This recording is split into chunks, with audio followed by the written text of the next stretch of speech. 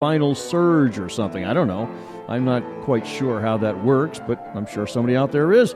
Embalming today, at least, is considered the art and science of preserving human remains by treating them with chemicals to postpone decomposition so that the subject will look somewhat like his or her normal self, a living self when viewed by others, that is. And I say somewhat because I've seen some that I wish I hadn't seen, to be honest with you.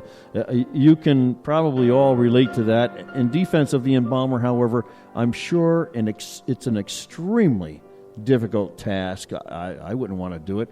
I don't know if this is the norm, but in the case of my friend, her responsibility was more than just to embalm the body. She was also called upon to do the person's hair. And in fact, that's probably how she came about the job of embalming. She was actually a hairdresser. I think I'd rather work in a salon with people who are still breathing myself, but oh well. In some cases, the purpose of embalming is for medical and scientific reasons, such as their use as anatomical specimens. Like the skeleton in your science class, that's actually an embalmed person. I'm only kidding. No, it's not. Just recently, I played a funeral director in the short movie The Wren. And thank goodness I didn't have to embalm the person who died. He wouldn't have liked it too much anyway, considering that he's an actor and he's actually still alive. But anyway, today there are 3 reasons for embalming, and they are sanitization, preservation, and restoration, which is restoration, I should say, and presentation. A lot of shuns. But anyway, in many cultures, embalming has a very significant religious connotation. Embalming also has a very long cross-cultural history. With that said, let's take a look at the Bible. We can go back to the early Egyptians who prepared their dead for burial by treating the body to prevent decay. Point in case, King Tut and I always have a hard time with his real name, Tutankhamun. Originally, he was Tut and Hayton, something like that, anyway. Tut was treated, that's the way they call him Tut, because nobody can understand or pronounce it. Tut was treated, wrapped in linen or gauze-type material, encased in a, I suppose, wooden box, and supposedly is preserved to this day, as far as I know. I'm not about to look, but modern-day archaeologists claim that the Egyptians developed the skill of preservation to near perfection. A son, Joseph of Jacob, also Israel, who became a ruler in Egypt, had his dad embalmed, and quote, "And Joseph commanded his servants, the physicians, to embalm his father, and the physicians embalmed Israel." That's Genesis 52:3. This was probably done in order to preserve the body so that it could be sent back to Palestine. Another quote, "For his sons carried him into the land of Canaan and buried him in the cave of the field of Machpelah, which Abraham bought with the field for a possession of a burying place of Ephron the Hittite before Mamre. And Joseph returned into Egypt, he and his brother and all that went up with him to bury his father after he had buried his father." That's Genesis 50:13 and 14. Now later, Joseph himself was embalmed, according to Genesis 50:26. I love the chapter of 50 in Genesis. So Joseph died being 110 years old, and they embalmed him, and he was put in a coffin in Egypt.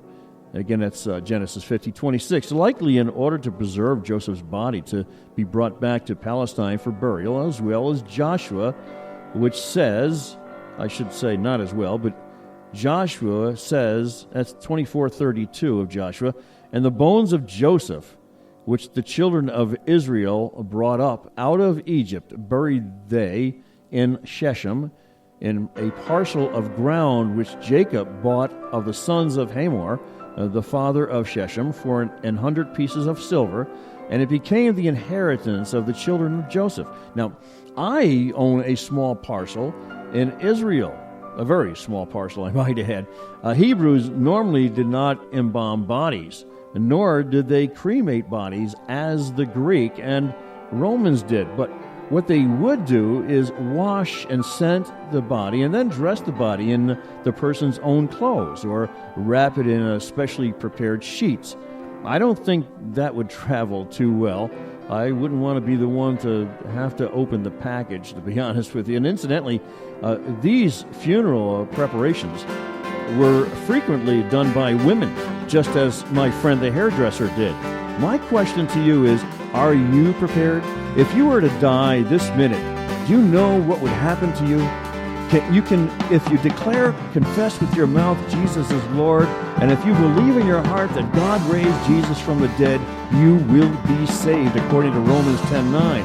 You can also see 1 John 1:9 for that. Jesus has so much for each and every one of us, including a peace we can never experience without knowing Him as Lord. Shalom.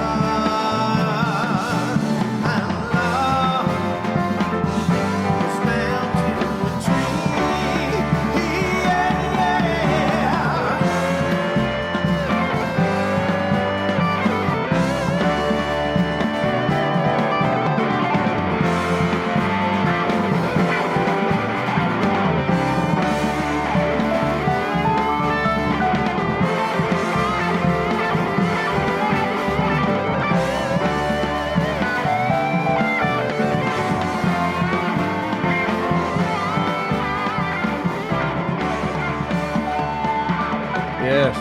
Peace. Peace walked on the water. Ha ha. Yes, he did. God walked on the water. Jesus walked on the water. Jesus brought us peace that nobody in the world could bring us. Nobody. Ha ha. Curlin Syndrome out of Syracuse, New York. I'd like to introduce you to my friends at FaithWorks Automotive in Mesa, Arizona. And I do mean friends and brothers in Christ, every one of them. FaithWorks will restore your faith in auto repairs. FaithWorks performs complete auto repairs, and it also services your car by their ASE certified technicians. And I tell you, these guys are great. For instance, this past week, they repaired a power window on my car. Now, FaithWorks has 2 locations in Mesa, 2855 South Alma School Road, just south of Guadalupe.